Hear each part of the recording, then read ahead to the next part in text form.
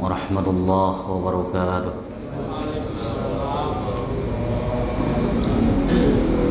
إن الحمد لله نحمده ونستعينه ونستغفره ونعوذ بالله من شرور أنفسنا وسيئات أعمالنا. من يهده الله فلا مضل له ومن يضلل فلا هادي له. أشهد أن لا إله إلا الله وحده لا شريك له وأشهد أن محمدا عبده ورسوله. اللهم صل وسلم وبارك على هذا النبي الكريم نبينا محمد صلى الله عليه وسلم وعلى آله وصحبه ومن تبعه إلى يوم الدين. أما بعد فيا عباد الله اتقوا الله لأن الله تعالى يقول في كتابه الكريم وهو أصدق القائلين يا أيها الذين آمنوا اتقوا الله حق تقاته ولا تموتن إلا وأنتم مسلمون. فإن أحسن الحديث كتاب الله وخير الهدي هدي محمد وشر الأمور محدثاتها وكل محدثات بدعة وكل بدعة ضلالة وكل ضلالة في النار.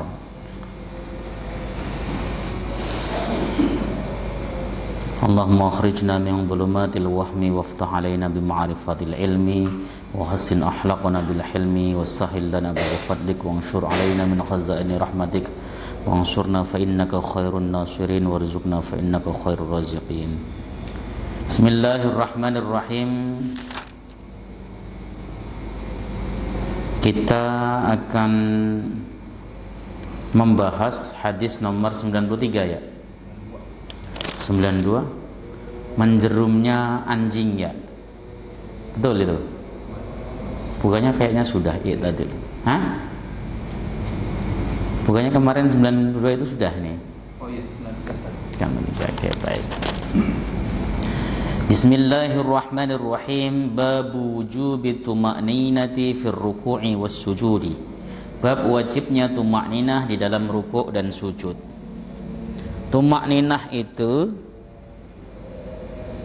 kalau kita merujuk kepada hadis musik salatahu itu masuk dalam kategori rukun solat. Jika ada orang solat tanpa tuma'ninah, maka solatnya harus batal. Jika ada orang solat gerakannya cepat, misalnya contoh ketika i'tidal dari rukuk, sami Allah liman hamidah Allahu akbar, itu tanpa tuma'ninah, maka solatnya batal. Karena tuma'ninah masuk dalam kategori rukun berdasarkan hadis musik salatahu yang akan kita bahas hari ini, malam ini. Jadi jangan pernah mengentengkan tuma'ninah. Apa itu tuma'ninah? Iskanul jawarih, tenangnya anggota tubuh. Pada saat kita sholat, lalu kita melakukan gerakan baik ruku, berdiri, ataupun i'tidal, ataupun sujud, semuanya harus ada iskanul jawarih. Ya, harus ada ketenangan anggota tubuh. Seperti itu. Kalau tidak, maka sholatnya tidak sah. Maka kalau kemudian ditanyai bagaimana seorang yang sholatnya cepat sekali Ustadz, ya kalau nggak bisa tuma'ninah ya nggak boleh, nggak sah sholatnya, batal. Nah ini dikatakan di dalam kitab ini, judul babnya adalah wujubu tuma'ninati fir ruku'i was sujudi, wajibnya tuma'ninah di dalam rukuk dan sujud. Al hadisus salisu wa tis'un, hadis yang nomor 93. Ini hadis terkenal sekali itu. Terkenal dengan sebutan hadis musik salatahu, hadis orang yang salah di dalam solatnya. Dan hadis ini dijadikan pedoman oleh seluruh ulama dalam mazhab 4 sebagai solat minimal. Solat, kalau kita menyebut solat minimal, artinya berarti dalam hadis ini hanya membahas rukun-rukunnya saja, tidak membahas sunnah-sunnahnya sama sekali. Jadi kalau kita mengerjakan sholat pengen cepat karena ditunggu pesawat ya, atau pengen kita melaksanakan segera karena kereta pengen berangkat, boleh mempraktekkan hadis musik sholatahu ya, hadis standar minimal seseorang dikatakan sah sholatnya. Hadisnya bagaimana? An Abi Hurairah radhiyallahu ta'ala anhu, dari Abu Hurairah semoga Allah ridha kepada beliau, anna nabiyya sallallahu alaihi wasallam dakhala al-masjid, Sesungguhnya Rasulullah Muhammad sallallahu alaihi wasallam masuk masjid, fadakhala rajulun fasalla, maka masuklah seseorang dan salatlah ia. Jadi Rasul masuk ke dalam masjid, tapi posisi Nabi tidak dalam keadaan salat. Lalu datang seseorang, dia melaksanakan salat. Summa jaa, kemudian datanglah orang tersebut, wasallama ala Nabi sallallahu alaihi wasallam, dan mengucapkan salam kepada Nabi Muhammad sallallahu alaihi wasallam. Faqala, maka Nabi berkata, irji fasalli fa innaka lam tusalli. Kembalilah dan salatlah, maka karena sesungguhnya kamu tidak atau belum salat. Padahal dia ketemu Nabi itu, dia selesai salat, dia selesai mengerjakan salat, salam, ketemu Nabi, mengucapkan assalamualaikum kepada Nabi. Nabi jawab waalaikumsalam dalam redaksi hadis yang lain ya. Lalu Nabi mengatakan irji fasalli fa innaka lam tusalli. Kamu kembali lagi salat karena sesungguhnya kamu belum salat. Nah, faraja'a, orang tadi kembali lagi ke tempatnya.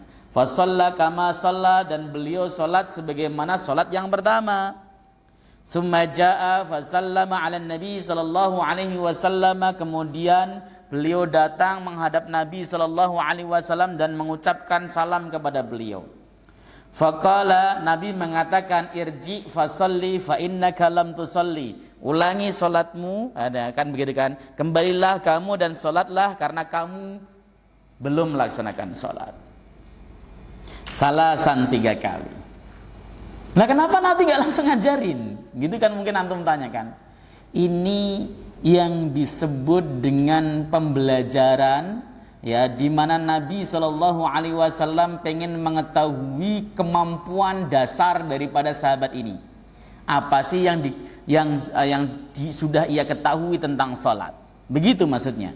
Jadi kita kalau ngajar kepada anak, boleh dong kita kemudian memberikan pertanyaan yang belum diajarkan. Contoh misalnya kita hendak mengajarkan kepada anak tentang sholat jenazah.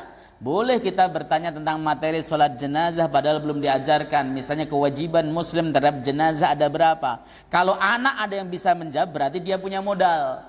Kalau anak tidak bisa menjawab sama sekali, berarti dia tidak punya modal. Harus ada strategi baru. Itu hebatnya Rasulullah SAW. Padahal kan timbang, oh tidak bisa sholat ini saya ajarin, begitu selesai. Tetapi belum ulang sampai 3 kali supaya dia betul-betul maksimal usahanya, ya. Baru kemudian Rasulullah Shallallahu Alaihi Wasallam ajarkan sesuai dengan kapasitas dan kebutuhan dia. Itu pembelajaran modern itu sebenarnya. Faqala, kemudian orang tadi setelah disuruh 3 kali nyerah dia. Walladzi ba'atsaka bil haqq, demi zat yang telah mengutusmu dengan hak, ma uhsinu ghairah, aku tidak bisa memperbaiki sholatku selain yang tadi. Jadi itu maksimal. Lebih baik daripada itu aku nggak ngerti ya Rasul. Begitu.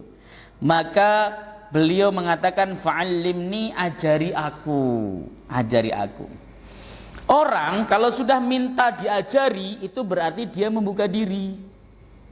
Membuka diri menerima pelajaran karena dia memang sudah mengatakan ajari aku.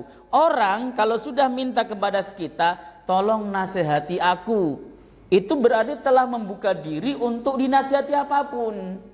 Makanya Islam mengatakan, mengajarkan kepada kita, kalau ada orang minta nasihat kepada Anda, nasihati, jangan tidak dinasihati. Kenapa? Ketika dia minta nasihat, berarti dia telah membuka dirinya untuk menerima nasihat. Jangan kosong, nasihati, masuk. Misalnya ketemu dengan seseorang yang padahal rajin ibadah, dia ngomong, Pak Ustadz, nasihati saya, jaga sholatmu dengan baik, terus istiqomah dalam agama. Itu nasihat-nasihat semacam itu kelihatannya biasa saja, tapi ketika kita ucapkan kepada orang yang siap menerima nasihat, itu membekas di dalam hati. Begitu. Jadi beliau mengatakan fa'allimni, ya, maka ajari aku ya Nabi. Faqala, maka Nabi menjawab, idza kumta ilas salati fakabbir, tatkala kamu berdiri hendak melaksanakan salat maka takbirlah. Berdiri berarti nomor 1. Kumta, berdiri. Ada orang salat wajib mampu berdiri, tidak mau berdiri, batal salatnya. dia mampu berdiri tapi tidak mau berdiri, batal sholatnya. Ya.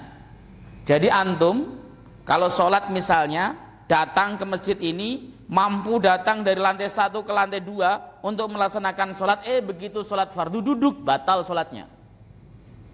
Batal sholatnya. Karena apa? Dia qadirun, dia mampu untuk melaksanakannya, dan tidak pernah ada satupun riwayat dari Nabi SAW beliau melaksanakan sholat wajib sambil duduk, tidak ada. Pada saat beliau kuat berdiri.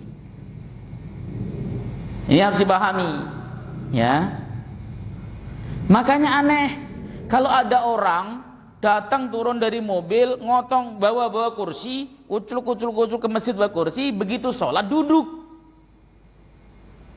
Ustadz, saya nggak kuat ruku. Kalau begitu kursi dipasang, Anda tetap harus berdiri. Pada saat ruku duduklah, baru kemudian ruku. Begitu caranya. Saya nggak bisa sujud Ustadz, ruku sih bisa, sujud nggak bisa. Nah, bagaimana? Ya kalau memang faktanya seperti itu, berdiri, ruku, ketika sujud duduk. Jangan dari awal berdiri, itu tidak sah sholatnya. Hanya saja Imam Ahmad bin Hambal itu agak sedikit ringan. Kalau memang dia kalau berdiri lama sempoyongan tidak kuat misalnya, maka dia boleh dari awal sudah duduk. Tapi dengan catatan memang dia tidak kuat untuk berdiri. Ini orang kuat berdiri kok. Nah seperti itu. Kecuali sholat sunnah. Kalau sholat sunnah memang ada banyak hadis Nabi SAW mengerjakan sholat sunnah sambil duduk. Tapi kalau sholat wajib tidak pernah Nabi SAW mengerjakannya sambil duduk. Ya, dalam keadaan beliau mampu berdiri. Redaksi hadisnya pun idza qumta ilas shalah. Jadi berdiri itu merupakan rukun pertama. Kalau kita boleh jujur, Pak, di dalam hadis ini tidak disebutkan niat. Betul tidak? Dan Anda tidak akan pernah mendapati hadis-hadis sholatnya Nabi yang dimulai dari niat. Tidak ada. Niat itu dimasukkan ke dalam ibadah karena ada hadis innamal a'malu bin niat yang datang secara umum, tidak spesifik pada ibadah-ibadah tertentu. Maka para ulama menempatkan niat itu beda-beda. Ada yang menempatkan niat ke dalam rukun, ada yang menempatkan niat ke dalam syarat. Imam Syafi'i dan Imam Ahmad bin Hambal itu menempatkan niat masuk dalam rukun. Imam Malik dan Imam Abu Hanifah itu menempatkan niat sebagai syarat. Loh bedanya apa Ustadz? Beda, syarat itu boleh dikerjakan dan memang dikerjakan di luar ibadah. Wudhu misalnya itu kita kerjakan boleh di rumah, di bawah tempat wudhu, di sungai boleh karena syarat. Kalau niat itu kemudian dijadikan sebagai syarat, maka niat boleh dilakukan sebelum aktivitas ibadah itu sendiri. Maka sering kita dengar ungkapan, saya tadi niatnya sholat dari rumah kok, seperti itu. Itu karena memposisikan niat sebagai syarat sesuai dengan madhab Abu Hanifah dan madhab Malik bin Anas. Tapi kalau kemudian niat ditempatkan di dalam rukun sebagai rukun, maka dia harus masuk di dalam badan ibadah itu. Contoh, ketika seseorang niat umroh atau haji, maka dia harus pakai ihram sudah. Ketika orang mau sholat, maka saat takbir itulah niat harus masuk karena rukun. Di luar ibadah tidak boleh. Kenapa? Karena rukun posisinya. Rukun itu harus ada di dalam ibadah. Itulah yang kemudian mendasari perbedaan hingga hari ini. Apakah syarat niat itu sebagai syarat ataukah sebagai rukun? Kenapa kok berbeda Ustadz? Kenapa nggak mencontoh Rasul? Sekarang tunjukkan satu hadis Nabi sholat langsung di redaksinya ada niat. Tidak ada. Nabi wudhu di dalam redaksi wudhunya ada niat, tidak ada. Niat itu pakai dalil innamal a'malu binniyat wa innama likulli imri'im ma nawa, hadis sahih Bukhari dan sahih Muslim. Itu hadisnya. Sahih iya, tapi hadis ini umum dipakai ke seluruh ibadah. Inilah yang kemudian dalam madhab Syafi'i niat masuk ke dalam kategori rukun. Meskipun ada juga ulama Syafi'iyah yang menganggap niat sebagai syarat. Siapa? Al-Imam Al-Ghazali memasukkan niat sebagai syarat. Dari sini sudah paham? Sudah paham perbedaannya ya? Jadi kalau kemudian berbeda di lapangan bukan karena tidak mencontoh Nabi, tapi berbeda di dalam menempatkan dalil. Innamal a'malu binniyat ditempatkan di mana begitu. Kemudian setelah berdiri fakabbir, maka takbirlah kamu. Di sini tidak ada mengangkat tangan, berarti mengangkat tangan tidak wajib. Jadi kalau ada orang takbiratul ihram nggak mengangkat tangan, asal takbirnya benar sah. Asal takbirnya benar. Kenapa? Karena faktanya banyak orang sholat takbirnya salah. Allahu Akbar misalnya itu salah. Allahu Akbar salah. Potensi batal itu manjangin alif atau hamzah. Allahu Akbar itu potensi batal karena manjangin ba maknanya beda. Yughayyirul makna itu merubah makna.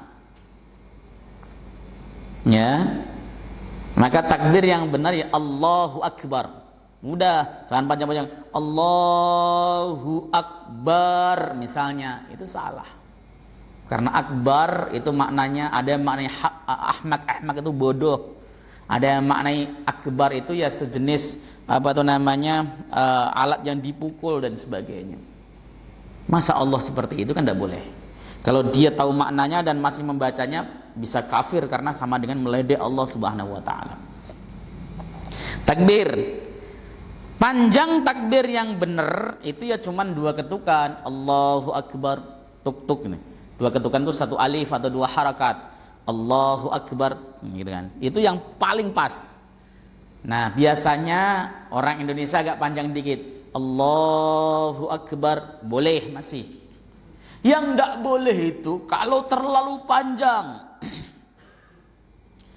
Allahu Akbar. Nah, itu tidak boleh. Bisa batal sholatnya. Kenapa? Karena melebihi batas.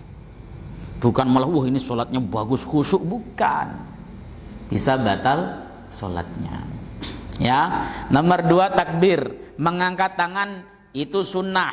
Makanya mengangkat tangan versinya bagaimanapun juga tetap sah sholatnya. Karena ini standar minimal. Tsummakra ma tayassara ma'aka minal Qur'an. Kemudian bacalah yang mudah bersamamu dari Al-Qur'an atau Al-Qur'an yang mudah bagimu.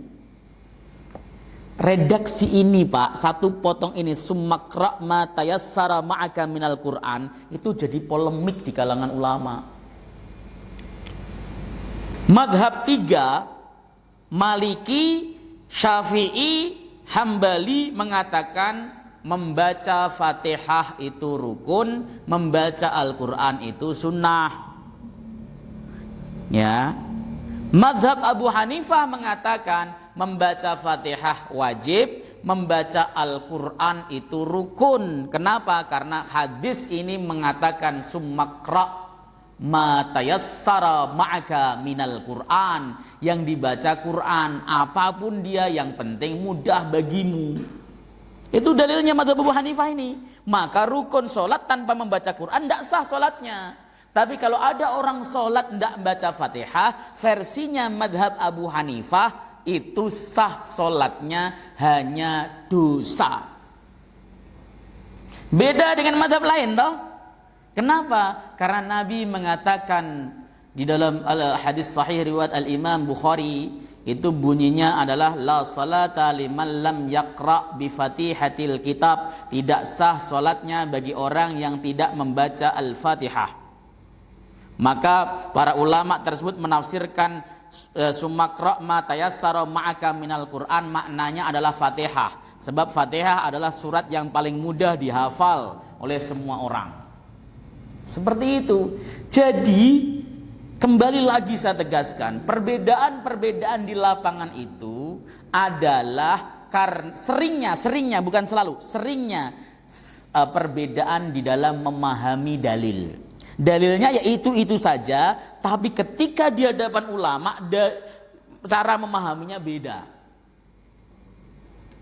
Saya tuh menjelaskan ini supaya antum itu agak sedikit itu loh, maksudnya insaf ya. Kita fanatik terhadap apa yang setelah kita perbuat dan kita kerjakan boleh.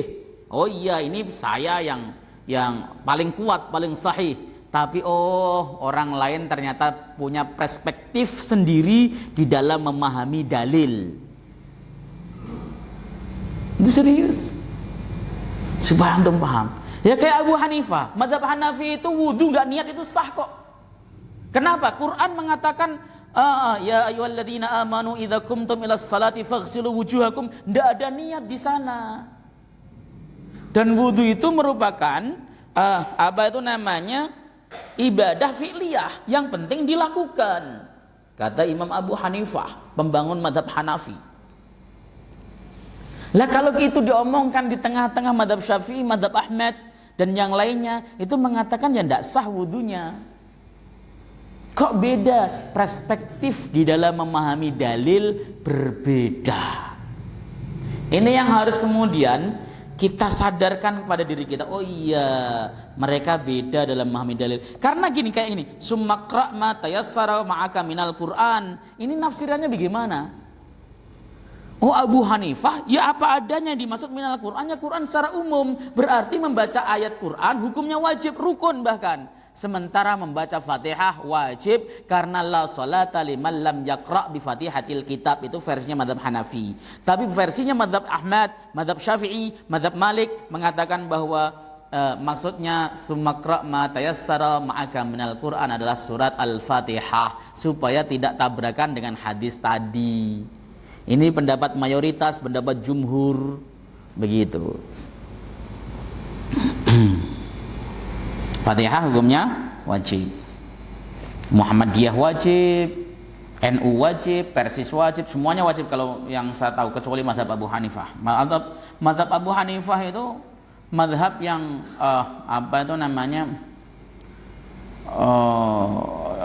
banyak diikuti di Bangladesh, Afrika, seperti di India, Pakistan dan sebagainya, itu banyak mengikuti pendapat Abu Hanifah. Di Turki itu banyak Abu Hanifah. Jadi makanya di sana kalau salat jamaah, antum kok ada imam ghairil maghdubi alaihim waladdallin, enggak ada satupun yang baca amin. Karena mazhab Abu Hanifah enggak sunnah baca amin keras. Ya kalau antum sudah amin, Syafi'i itu pasti, Hambali itu pasti gitu kan. Ya seperti itu. Summarka, kemudian rukuklah hatta tatma'inna, sehingga kamu tumakninah. Ndak ada doa rukuk di sana. Yang penting tumakninahnya, bukan doanya. Berarti doa tidak termasuk dalam kategori rukun. Ya, kenapa? Karena tidak tertulis di sini.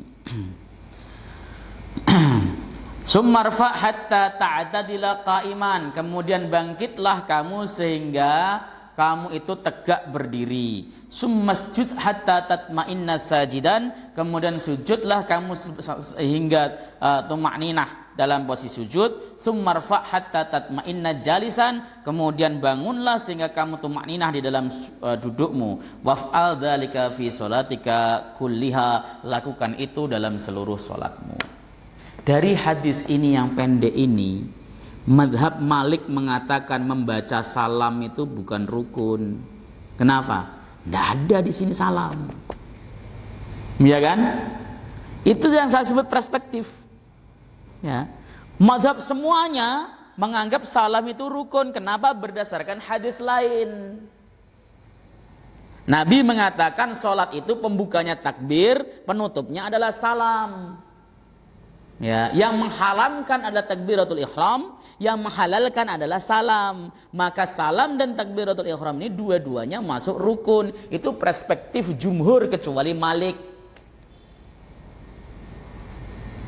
Madhab apa siapa? Malik. Madhab Malik itu salam tidak dimasukkan. Kenapa? Di dalam hadis musyi' salatahu yang dinyatakan para ulama sebagai standar minimal salat tidak ditemukan adanya salam. Hadis inilah yang kemudian dipakai para ulama untuk menetapkan rukun-rukun salat. Begitu. Kita baca ijmalnya, makna ijmal, makna secara komprehensifnya, makna globalnya. Al-makna ijmaliyu, makna ijmal. Hadza hadisun jalilun ya yusammi al-ulama'u hadisal musi' fi salatih. Hadis yang agung ini adalah hadis yang agung yang para ulama namakan dengan hadis musi' fi salatih, orang yang salah dalam salatnya.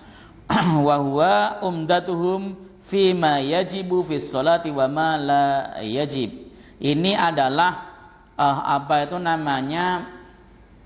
merupakan materi pokoknya atau sesuatu hal yang sifatnya prinsipil di dalam apa yang wajib di dalam sholat dan apa yang tidak wajib. Yang wajib yang disebutkan, yang tidak wajib yang tidak disebutkan. Haitsu jaa minan Nabi sallallahu alaihi wasallam mawdi'ul istiqsa' fi ta'limi wa tabyin li a'malis salat allati yajibul ityanu biha. Wa ya'tabiru ma turika fi hadzal hadis min fi'liha ghairu wajibin ya kama sanudihuhu fi ma ba'du insyaallah taala. Nah, Nabi sallallahu alaihi wasallam di dalam hadis ini telah menjelaskan, melakukan penjelasan terhadap amaliyah salat yang mana wajib dilakukan. Dan kemudian hal-hal yang tidak disebutkan di dalam hadis ini itu adalah sesuatu hal yang tidak wajib, sebagaimana yang akan dijelaskan nanti insyaallah. Wa mujmalu hadzal hadis anna an-nabiy sallallahu alaihi wasallam dakhala al-masjid fadakhala rajulun minas sahabati ismuhu Khalid bin Rafi' fa shalla salatan ghaira tammatil af'ali wal aqwal.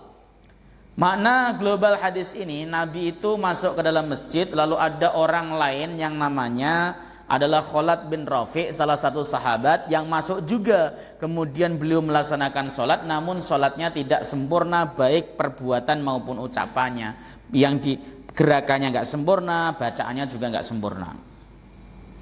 Gitu kan? Falamma faragha min salatihi jaa ila Nabi sallallahu alaihi wasallam fa sallama alaihi faradda alaihi salam.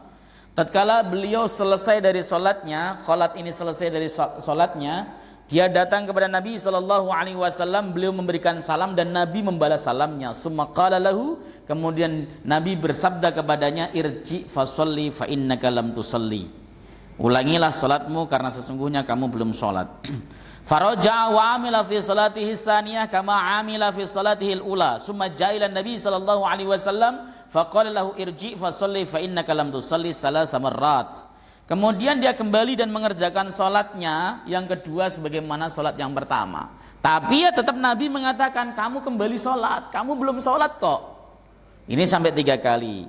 Fa'aqsamar rajul biqaulihi walladzi ba'atsaka bil haqqi ma uhsinu ghaira ma fa'altu fa'allimni. Sampai orang tadi bersumpah, Nabi, demi zat yang telah mengutusmu dengan perkara hak, aku enggak bisa lebih baik daripada ini, enggak bisa. Ajari aku. Ya itu yang terjadi. Maka tatkala dia sudah cinta sama ilmu, fa inda mashtaqa ilal ilmi wa taqat nafsu ilaihi, tatkala mulai ya cinta sama ilmu lah, sudah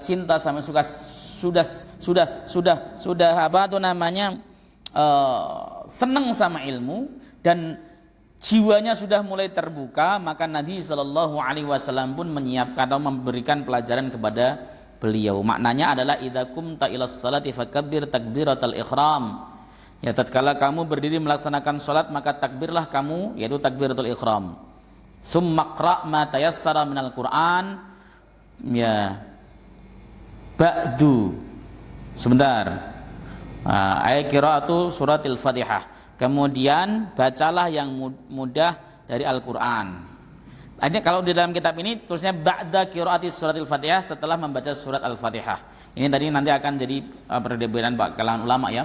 Sumarka hatta tatma'innar raki'an, sumarfa minar ruku'i hatta ta'tadila qa'iman, sudah saya jelaskan artinya tadi sampai akhir hadis. Waf'al hadhil af'al wal aqwal fi sholatika kulliha, lakukan ini dalam seluruh salatmu ma'adda takbiratil ihram, selain takbiratul ihram, enggak usah diulang takbiratul ihramnya. Fa innaha fi raka'atil ula duna ghairiha minar raka'at, karena sesungguhnya takbiratul ihram itu hanya di rakaat pertama, tidak pada rakaat-rakaat yang lain.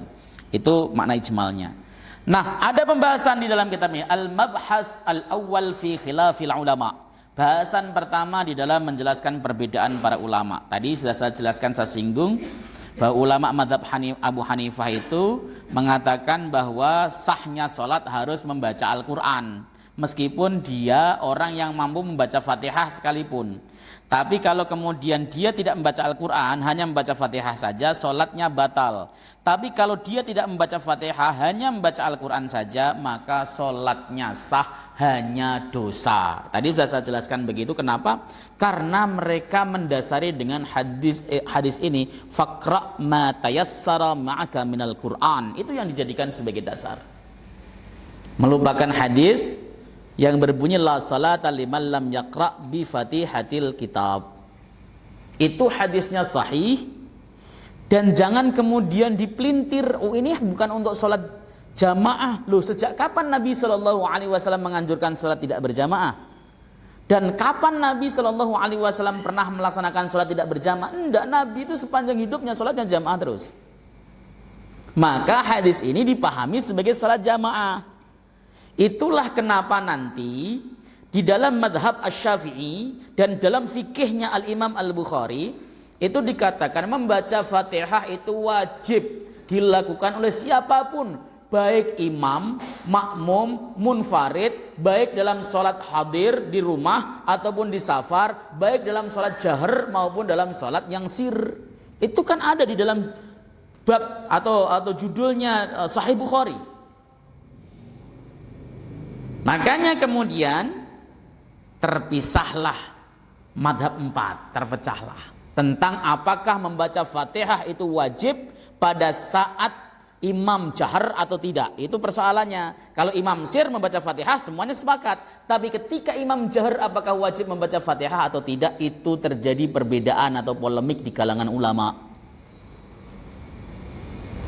Abu Hanifah mengatakan tidak wajib. Beliau mendasari hadis qiraatul imam lahul qiraah. Bacaan imam ya bacaan makmum. Yang kedua, beliau mendasari dengan ayat wa idza quri'al Qur'an fastami'u lahu ansitu la'allakum turhamun. Tatkala dibacakan Quran, diamlah kamu dengarkan dan diamlah supaya kamu mendapat rahmat. Itu yang dijadikan dasar oleh mazhab Abu Hanifah, sehingga ketika ada imam jahar, makmum mendengarkan. Ya, mazhab Imam Asy-Syafi'i, beliau mengatakan tetap wajib membaca Al-Fatihah karena hadis la sholata liman lam yaqra bi Fatihatil kitab tidak dibatasi apapun. Hadis yang mengatakan qiraatul imam lahul qiraah itu hadis mutarrib, hadis dhaif. Quran yang mengatakan idza quri'al Qur'an fastami'u lahu ansitu la'allakum turhamun, Al-Qur'an bimana al-khutbah. Karena asbabun nuzul daripada ayat tersebut adalah ketika Rasulullah khutbah, lalu kemudian orang pada keluar semuanya pada saat ada pedagang, sehingga yang tersisa di dalam masjid cuma beberapa orang sahabat. Maka kemudian turun wahyu wa idza quri'al Qur'an ay al-khutbah, tatkala dibacakan khutbah fastami'u lahu ansitu, maka dengarkan dan diamlah la'allakum turhamun. Itu yang kemudian terjadi perdebatan hingga hari ini.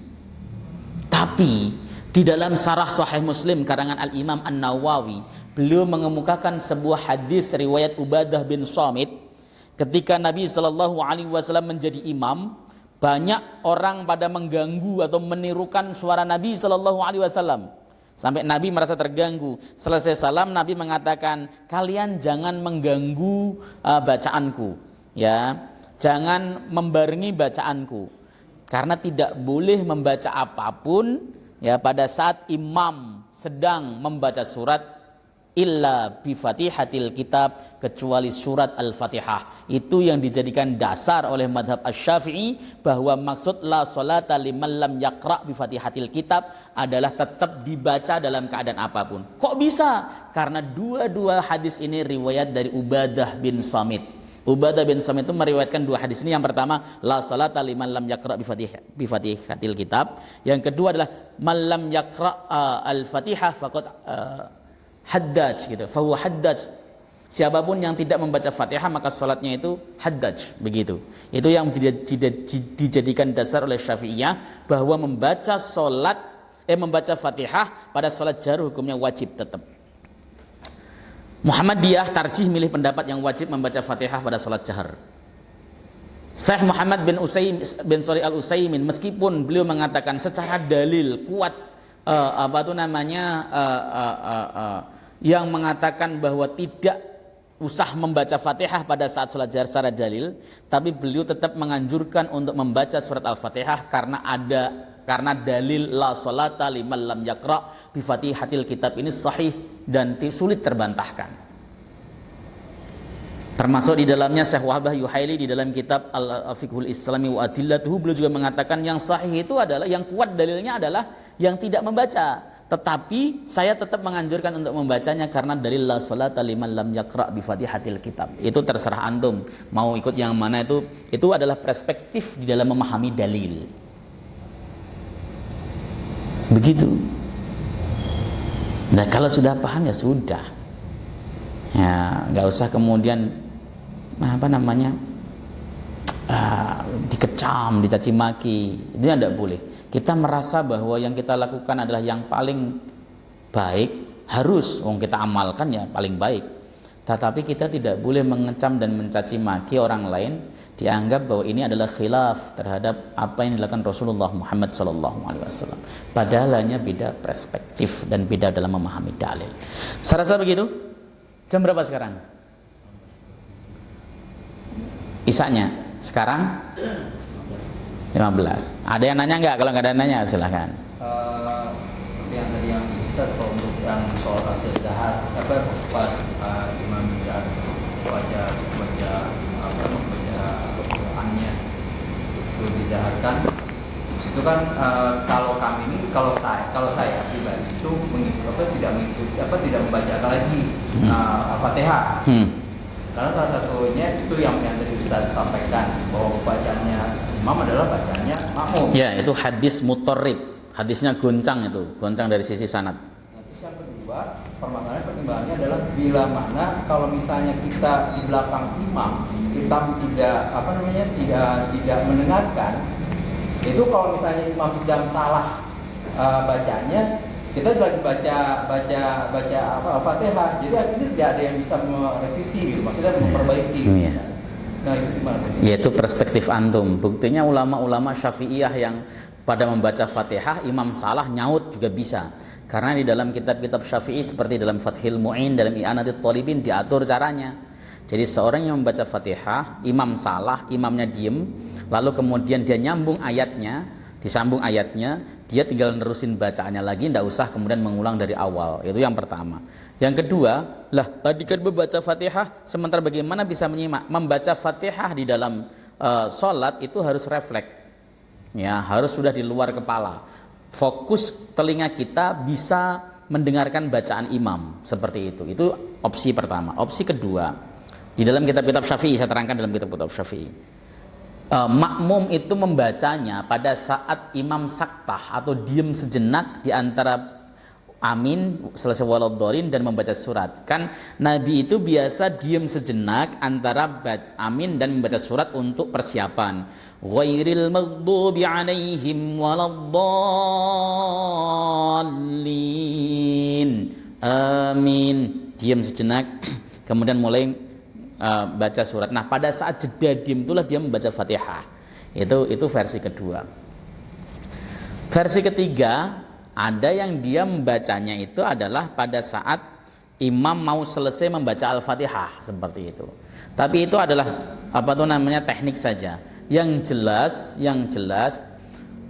para ulama terkait masalah ini itu debat hingga hari ini nggak selesai. Nggak selesainya kenapa? Ya karena beda perspektif tadi. Dalilnya yaitu itu saja, tetapi cara pandang terhadap dalil itu yang berbeda. Sama dalilnya, ya misalnya ada yang berargumentasi sama ayat tadi dibantah, tapi yang dibantah pun nggak terima. Dia mengatakan loh, al ibaratu bi umumil lafzi la bi khususis sabab. Pedoman itu, dalil itu berdasarkan redaksi umumnya, bukan sebab turunnya, bukan. Nah itu debat lagi. Akhirnya sampai hari ini pun tetap terpecah jadi dua kelompok. Hanya saja saya tadi menerangkan dalam mazhab Syafi'i hukumnya tetap wajib. Muhammadiyah memilih pendapat yang tetap mewajibkan. Ya, sementara yang lain mazhab Hambali itu terpecah. Ada yang mengatakan wajib, ada yang mengatakan tidak. Tapi kalau mazhabnya secara umum mengatakan tidak wajib. Begitu. Opsi ada di kita semuanya. Ya. Begitu, Pak. Ada lagi? Ya, silakan. Pada hadis tadi disebutkan bahwa sujudlah atau rukulah sampai benar-benar ruku atau benar-benar sujud. Ya. Ada batasannya nggak? Ya, kata hatta tatma'inna tumakninah atau benar-benar ruku dari maksudnya itu. Tatma'inna itu benar-benar, hatta tatma'inna raki'an sampai benar-benar ruku. Para ulama memberikan batasan. Batasannya adalah pengucapan tasbih sekali. Subhana rabbiyal azim, subhana rabbiyal a'la. Begitu ya, pengucapannya sekali. Subhana rabbiyal azim, subhana rabbiyal a'la. Sebenarnya doa subhana rabbiyal azim, subhana rabbiyal a'la ini sahih juga, riwayat Imam Abu Dawud dengan kualifikasi sahih. Subhana rabbiyal a'la juga sahih. Subhanakallahumma rabbana wa bihamdika Allahumma ighfirli juga sahih. Tiga-tiganya sahih dan itu boleh Anda amalkan yang mana saja, bebas. Ya, itu batasannya. Ketika kita membaca subhana rabbiyal azim selesai, subhana rabbiyal a'la selesai. Itu sudah batasan, sudah ruku. Dan pada saat membaca ini harus iskanul jawari, anggota tubuhnya harus tenang. Jangan sampai gerak-gerak. Itu batasan sampai benar-benar Anda ruku, itu batasannya itu. Kalau itu terlewati maka rukuknya tidak sah, sujudnya tidak sah. Ya. Bacaan yang sahih dari Nabi ya subhana rabbiyal a'la, enggak pakai wa bihamdi. Kemudian wa bihamdihi itu dianjurkan oleh Imam Ghazali, kemudian oleh Qadhi Husain, ya, berdasarkan hadis riwayat Al-Imam Ibnu Majah, ya, subhana rabbiyal azimi wa hamdi, subhana rabbiyal a'la wa hamdi, tapi sanadnya dhaif. Begitu. Imam Nawawi mengatakan dalam kitab Majmu' dalam Syarah Muhadzab, beliau mengomentari sanadnya dhaif. Ya, tapi yang dipilih subhana rabbiyal a'la atau subhana rabbiyal azim karena tasbih itu seperti itu.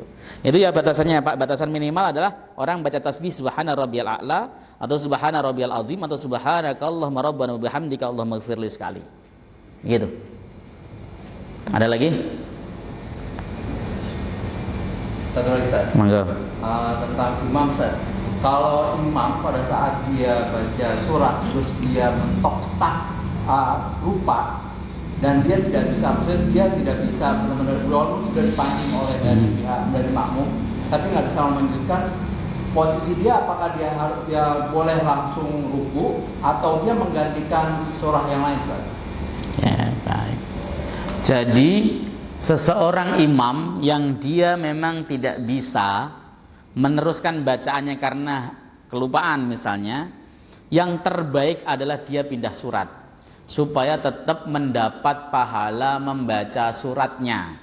Ya begitu. Kan pindah enggak apa-apa. Ya, pindah enggak apa-apa, bahkan nyambung juga enggak apa-apa. Misalnya contoh, kita baca wadduha misalnya, atau baca alam nasrah laka sadraka wa wada'na anka wizraka alladhi anqadha dhahrak wa rafa'na laka dhikrak fa inna ma'al usri yusran inna ma'al usri yusra fa idza faraghta fansab wa ila rabbika farghab bismillahirrahmanirrahim wat-tini waz-zaitun, boleh, enggak masalah. Nah, ketika kemudian dia stop, misalnya baca surat apa itu namanya Al-Mulk misalnya, ya, dia nggak hafal, Tabarakalladzi biyadihil mulku wa huwa ala kulli syai'in qadir. Alladzi khalaqal mauta wal hayata wal hayata. Jamaahnya belakang nggak ada yang nyaut karena nggak bisa juga misalnya. Dia pindah saja, qul huwallahu ahad, Allahus samad, lam yalid wa lam yulad wa lam yakul lahu kufuwan ahad. Begitu. Pindah itu supaya dapat keutamaan membaca surat di dalam Al-Qur'an. Itu hukumnya sunnah. Baca surat itu sunnah, tetapi para ulama itu mencoba menjaga supaya tidak lepas sunnah ini. Imam Syafi'i di dalam sebuah kitab namanya kitabnya At-Tibyan fi Adabi Hamalatil Quran karangan Al-Imam An-Nawawi, beliau itu kalau dia posisinya sebagai masbuk salat duhur atau salat isya misalnya, beliau datang di rakaat ketiga, berarti rakaat ketiga keempat beliau jadi makmum, kan otomatis ketinggalan surat toh, dua-duanya ketinggalan surat, maka pada saat beliau bangkit di rakaat ketiga lagi sendirian kan otomatis nyambung karena masbuk, beliau akan membaca surat untuk menutupi kehilangan dua surat yang di rakaat yang beliau ikuti. Ya, itu yang dilakukan oleh Imam Asy-Syafi'i, dan Imam Nawawi mengatakan itu adalah mustahab. Ya, karena apa? Karena daripada kehilangan sama sekali maka kemudian dibacanya. Itu tradisi salaf. Ada lagi? Cukup? Cukup ya, alhamdulillah.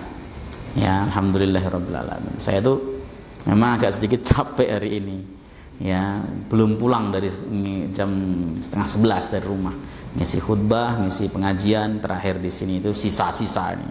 Tapi alhamdulillah masih bisa semangat, ya meskipun semangatnya agak terganggu dengan capeknya, tapi alhamdulillah selesai juga. Atau ada muskil yang ditanyakan masih nggak puas? Ya, intinya saya hanya pengen menyampaikan saudara. Jadi antum kemudian ketika sudah memiliki pandangan fikih yang berbeda dengan yang tadi saya kemukakan, ya begini maksudnya. Saya sudah memilih pendapat A Ustadz, dan saya tidak memilih pendapat B, tidak apa-apa. Yang penting antum harus paham, orang yang berpendapat B pun sebenarnya mengikuti dalil, hanya beda pemahaman dengan yang antum pahami, gitu. Ini fikih. Fikih itu allati tariqu al-ijtihad. Metodologinya itu ijtihad, pakai kekuatan nalar yang mujtahid. Kepala orang beda-beda, maka hasil ijtihadnya berbeda-beda. Yang tidak boleh berbeda itu syariat. Quran sama hadisnya udah bicara, titik. Itu namanya qat'iyud dalalah. Ya, dalilnya sudah qat'i, tidak bisa dipaling-palingkan. Makanya ada kaidah yang berbunyi la ijtihada fi mauridin nas. Ketika sudah ada Quran dan hadis yang berbicara tentang hukum itu, nggak boleh ada ijtihad. Contohnya di dalam masalah bagi waris, Quran sudah berbicara tegas, nggak boleh ada ijtihad. Begitu maksudnya. Tapi dalilnya harus qat'iyud dalalah, dalilnya qat'i, bukan dalil dhonni. Dalil dhonni itu dalil yang bisa dipakai untuk ke bidang apa saja. Dalil qat'i contohnya apa misalnya? Misalnya takbiratul ihram itu kan qat'i, nggak bisa dipakai kemana-mana. Tumakninah juga qat'i, nggak bisa kemudian digeser kemana-mana. Itu jalani, nggak boleh ada ijtihad di sana. Ya. Tapi sesuatu yang tidak ada nasnya, itulah kemudian para ulama berijtihad. Tadi Rasulullah Shallallahu Alaihi Wasallam dalam banyak hadis, ya, dalam hadis yang kita temukan, wudunya Nabi yang diriwayatkan oleh Utsman bin Affan dan para sahabat lain tidak menyebut ada niat di situ, ya kan? Tidak menyebut niat, itu hadisnya terpisah.